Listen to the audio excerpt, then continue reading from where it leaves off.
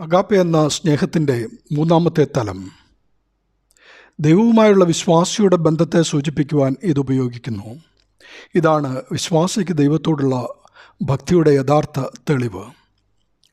സ്നേഹത്തിൻ്റെ മൂന്നാമത്തെ ഈ തലം നിവർത്തിക്കേണ്ടത് ന്യായപ്രമാണത്തിലെ ഏറ്റവും മഹത്തായ കൽപ്പന അനുസരിച്ചാണെന്ന് വിശുദ്ധ മത്തായി 22:37 വചനത്തിൽ കൂടി യേശുക്രിസ്തു വെളിപ്പെടുത്തുന്നു. നിന്റെ ദൈവമായ കർത്താവിനെ നീ പൂർണ്ണ ഹൃദയത്തോടും പൂർണ്ണ ആത്മാവോടും പൂർണ്ണ മനസ്സോടും കൂടെ സ്നേഹിക്കണം. ഇതാണ് ഒന്നാമത്തേതും വലുതുമായ കൽപ്പന. പിതാവും പുത്രനും അന്യോന്യം സ്നേഹിക്കുന്നു. വിശുദ്ധ യോഹന്നാൻ്റെ സുവിശേഷം 17:24. പിതാവും പുത്രനും ഒരുപോലെ നമ്മെ സ്നേഹിക്കുന്നു. വിശുദ്ധ യോഹന്നാൻ 3:16.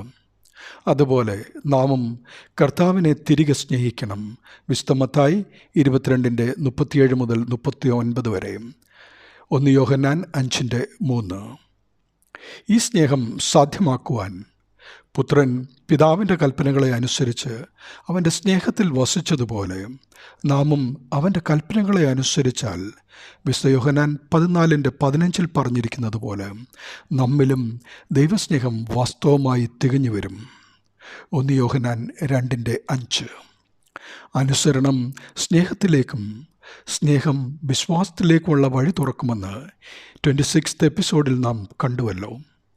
അവൻ്റെ കൽപ്പനകളെ പ്രമാണിക്കുന്നതല്ലോ ദൈവത്തോടുള്ള സ്നേഹം. അവൻ്റെ കൽപ്പനകൾ ഭാരമുള്ളവയല്ല എന്ന് 1 യോഹന്നാൻ 5:3 വെളിപ്പെടുത്തുന്നു. ദൈവനാമം മഹത്വപ്പെടട്ടെ. ആമീൻ.